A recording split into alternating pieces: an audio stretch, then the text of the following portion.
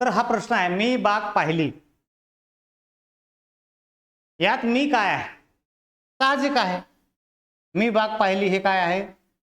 सर्वनाम आहे, कारण नामाऐवजी ते वापरले गेलेला शब्द आहे म्हणून तो काय आहे? सर्वनाम आहे. त्याच्यानंतर सर्वांनी शांत बसा, सर्वांनी शांत बसा हा जो काही प्रश्न आहे या वाक्यातला प्रकार ओळखा. आता प्रकार विद्यार्थी, संकेतार्थी, आज्ञार्थी म्हणजे अर्थानुसार पडणारे जे काही प्रकार आहेत ते पर्याय आपल्याला दिलेले आहेत. सर्वांनी शांत बसा त्याचा अर्थ काय होईल? कोणत्या प्रकारचं वाक्य आहे? आज्ञार्थी वाक्य आहे. त्याच्यामध्ये विद्यार्थी दिलेला आहे, बरोबर आहे, विद्यार्थी दिलेला आहे, परंतु विद्यार्थी वाक्याचा नियम काय आहे की याला वावी वे असा प्रत्यय क्रियापदाला लागलेला असावा. सर्वांनी शांत बसावे अशा पद्धतीचं जर असतं, सर्वांनी प्रार्थना करावी, सर्वांनी शांततेने बोलावे असं जर असेल तर ते विद्यार्थी अशा प्रकारामध्ये येईल. मात्र इथं काय दिलेली आहे? आज्ञा दिलेली आहे, सर्वांनी शांत बसा, म्हणून हे काय आहे? आज्ञार्थी वाक्य आहे. हे काय आहे?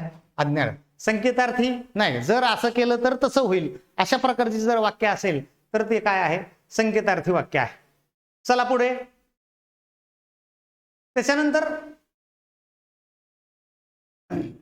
खालीलपैकी अनेक वचनी शब्द कोणता? एक वचन अनेक वचन आपण अगदी 5वी पासून शिकतो, त्यामुळे आपल्याला साहजिकच आहे. रोपटे. आता हे रोपटे जो शब्द आहे तो अनेक वचनी आहे का एक आहे? त्या शब्दाकडे पाहिल्यावर एक रोपट्याचं हे होतं का अनेक रोपटी त्याच्यामध्ये दिसतात हे आपल्याला बघायचं. रोपटे म्हणजे एकच रोपटे. जर रोपे असतील तर मग मात्र अनेक वचने त्याचं झालं असतं, म्हणजे हे एक वचन आहे. त्याच्यानंतर विहीर आहे. विहिरीचं अनेक वचन काय होईल? विहिरी. विहीरचं अनेक वचन काय होईल?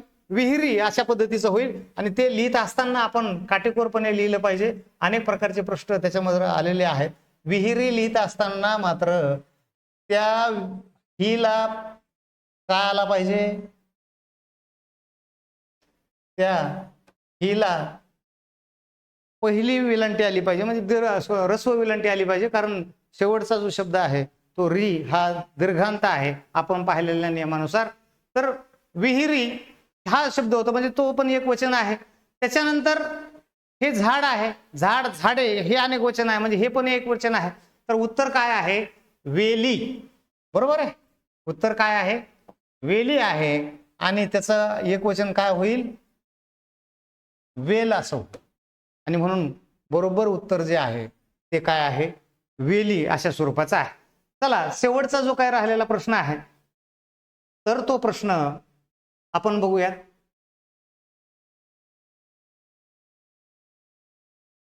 राजेश घरातून बाहेर आला, यात घर या शब्दाची विभक्ती कोणती? आता विभक्तीचे प्रत्यय सगळ्याला आपल्याला माहित पाहिजे. आता प्रथम आहे का? तर घराला काय लागलेला आहे? प्रत्यय लागलेला आहे, म्हणून प्रथम असू शकत नाही.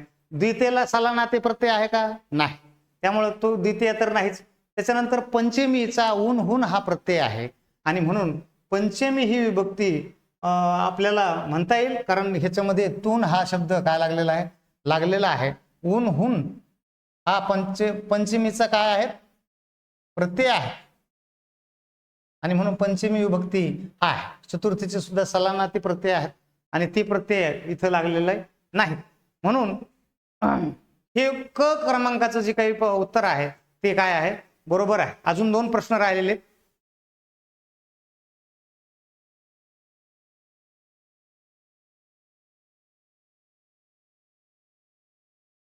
सत्त्याण्णव क्रमांकाचा प्रश्न, पतंग झाडावर अडकला या वाक्यातील अव्ययाचा प्रकार ओळखा. पतंग झाडावर अडकला याच्यामध्ये अव्यय कोणता आहे? पतंग तर नाम आहे, अडकला हे क्रियापद आहे आणि एका नामाला काय लागलेला आहे? वर हा प्रत्यय लागलेला आहे. आणि हे वर हा कोणता अव्यय आहे? शब्दयोगी अव्यय आहे का? उभयान्वयी अव्यय आहे का? क्रियाविशेषण अव्यय आहे का? केवळ प्रयोगी अव्यय आहे? हे आपल्याला ओळखायचं आहे. शब्दयोगी अव्यय मध्ये शब्दाला जोडून येणारा जो काही अव्यय आहे आणि तो इतर शब्दाशी संबंध दर्शवतो त्याला शब्दयोगी अव्यय म्हणतात. मग हे शब्दयोगी अव्यय, झाड या शब्दाला तो काय आलेला आहे? जोडून आलेला आहे, म्हणून पहिलं हे उत्तर त्याचं बरोबर आहे.